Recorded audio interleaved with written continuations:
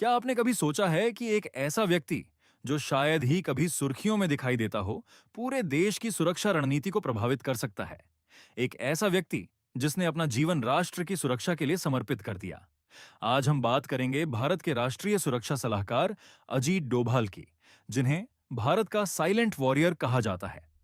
अजीत कुमार डोभाल का जन्म 20 जनवरी 1945 को उत्तराखंड के पौड़ी गढ़वाल में हुआ था।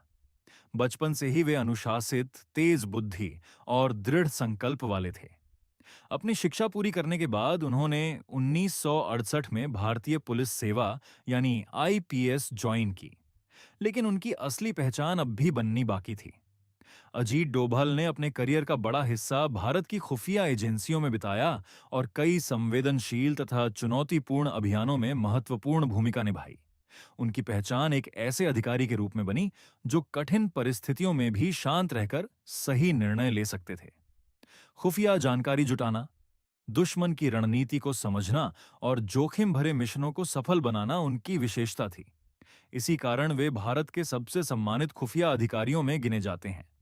अपने लंबे करियर में उन्होंने राष्ट्रीय सुरक्षा से जुड़े अनेक महत्वपूर्ण कार्यों में योगदान दिया और आतंकवाद तथा उग्रवाद से निपटने की रणनीतियों को मजबूत बनाने में अहम भूमिका निभाई। वर्ष 2014 में उन्हें भारत का राष्ट्रीय सुरक्षा सलाहकार नियुक्त किया गया।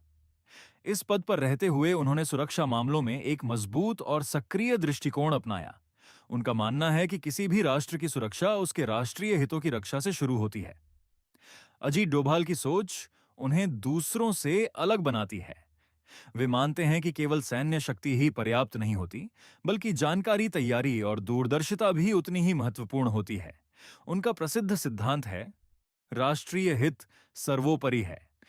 उनकी कार्यशैली अनुशासन, धैर्य और निर्णायक नेतृत्व का उदाहरण मानी जाती है। अजीत डोभाल की कहानी हमें यह सिखाती है कि असली नायक हमेशा मंच पर दिखाई नहीं देते। कई बार वे पर्दे के पीछे रहकर राष्ट्र की सुरक्षा और भविष्य को मजबूत बनाते हैं। उनकी सेवा